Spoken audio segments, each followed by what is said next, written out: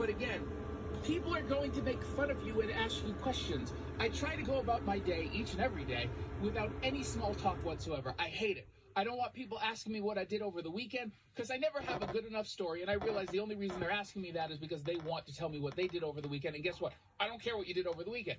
So all of a sudden, you got the socks on your windshields. People are going to ask you why, and many people are, and you're going to have to say the same thing over and over and over again to them. I'm out. I'd rather them freeze. And, I don't care. I don't drive. Just lift them in the air, and then they don't freeze to your windshield. You can put your windshield wipers up.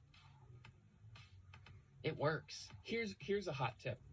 So if your windshield wipers and your windshield, as just the glass is frozen over, you pour hot water on it because then it melts all the ice. I am so glad that you are here to tell our listeners how to live their life, because that's a tip that I'm sure none of them have tried yet. But we're gonna go ahead and do it. We're gonna have 4 of them do that, and I want everyone out there to know Jason will be solely responsible for any damages that happen to your vehicle. People will come back and say, "But Jason, you run the risk of breaking the windshield, the actual glass." And I come back and I would say, quite simply, "But it wouldn't be frozen over anymore."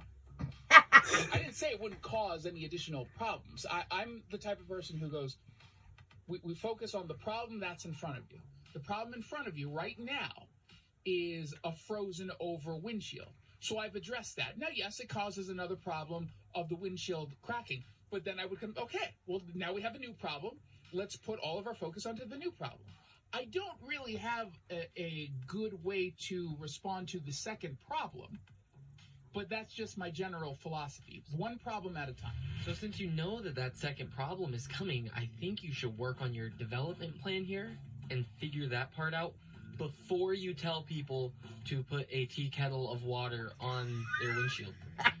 I mean, it could also just be like the tea that's lukewarm. That could be okay. And I think if you stick your tongue on it, it gets made into a movie that's iconic. I thought that was metal poles, not windshields. It's just ice, right? I don't know. Just, go lick the flagpole.